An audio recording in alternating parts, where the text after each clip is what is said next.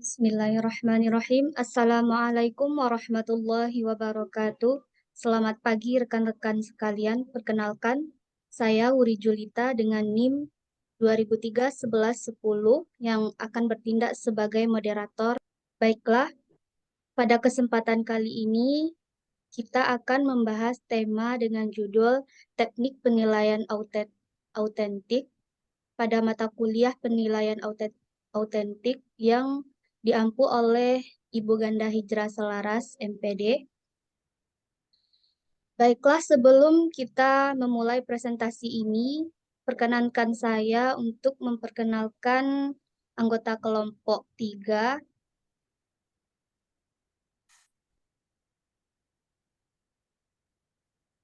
yaitu yang pertama Monica Febriona Silaban dengan NIM 2003-1016, yang kedua Mutia Azahra dengan NIM 2003-1158, dan yang ketiga Wuri Julita 2003-1110.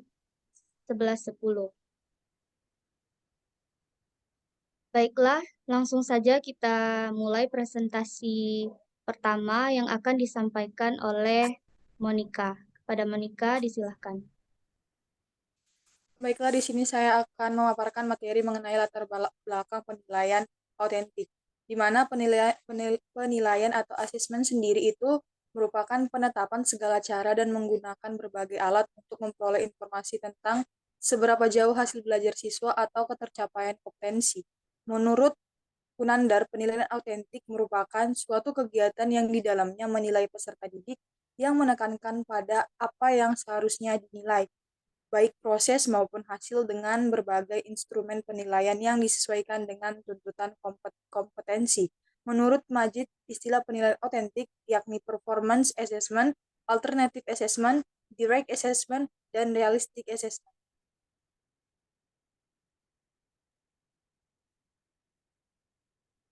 Kemudian penilaian autentik sendiri berdasarkan lampiran Permendikbud nomor 66 tahun 2013, penilaian autentik itu merupakan penilaian yang dilakukan secara komprehensif untuk menilai mulai dari masukan atau input, proses, dan keluaran atau output pembelajaran.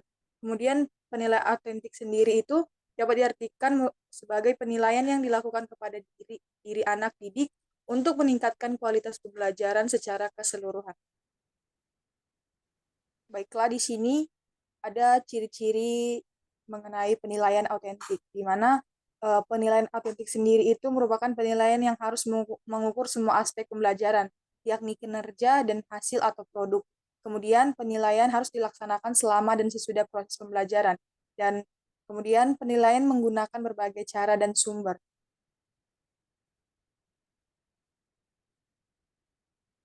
Nah, ada pun lagi ciri-ciri autentik, yaitu penilaiannya berbentuk seperti tes yang hanya sebagai salah satu alat untuk mengumpulkan data penilaian.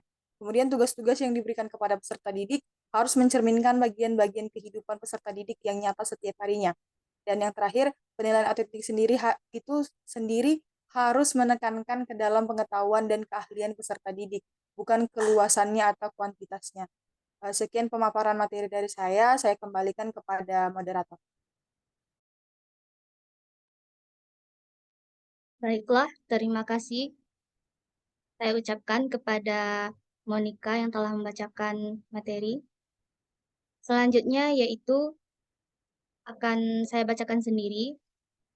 Adapun karakteristik yang terdapat pada penilaian autentik menurut Kunandar adalah yang pertama, bisa digunakan untuk formatif maupun sumatif. Yang kedua, mengukur keterampilan dan performansi, bukan mengingat fakta. Yang ketiga, berkesinambungan dan terintegrasi. Dan yang keempat, digunakan sebagai feedback.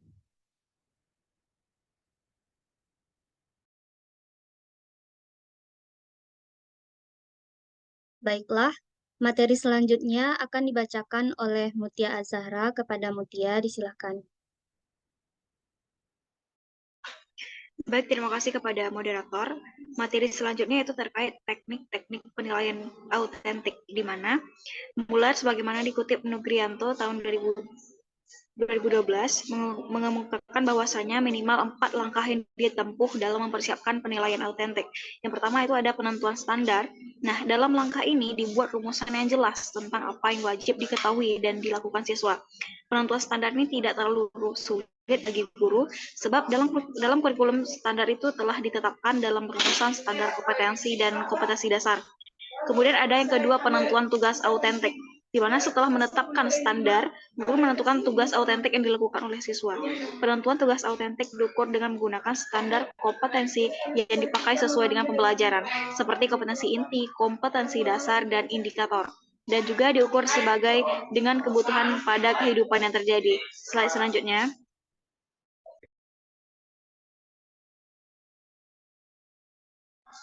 Nah, yang ketiga itu ada namanya penentuan aspek dan kriteria penilaian.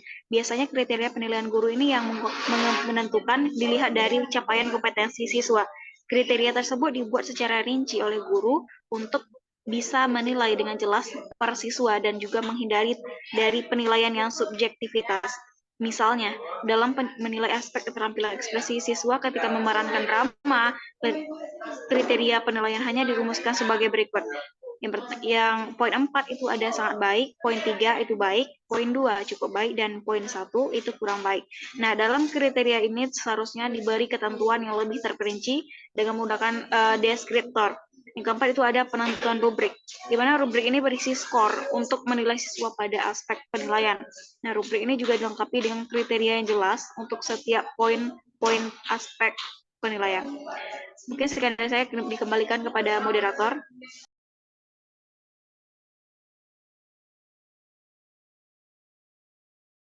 Baik, terima kasih saya ucapkan kepada Mutia. Mungkin demikianlah presentasi dari kelompok 3 pada pagi hari ini. Atas partisipasi rekan-rekan kami ucapkan terima kasih dan mohon maaf atas kesalahan dan segala kekurangan. Dan kami akhiri saja dengan Assalamualaikum warahmatullahi wabarakatuh.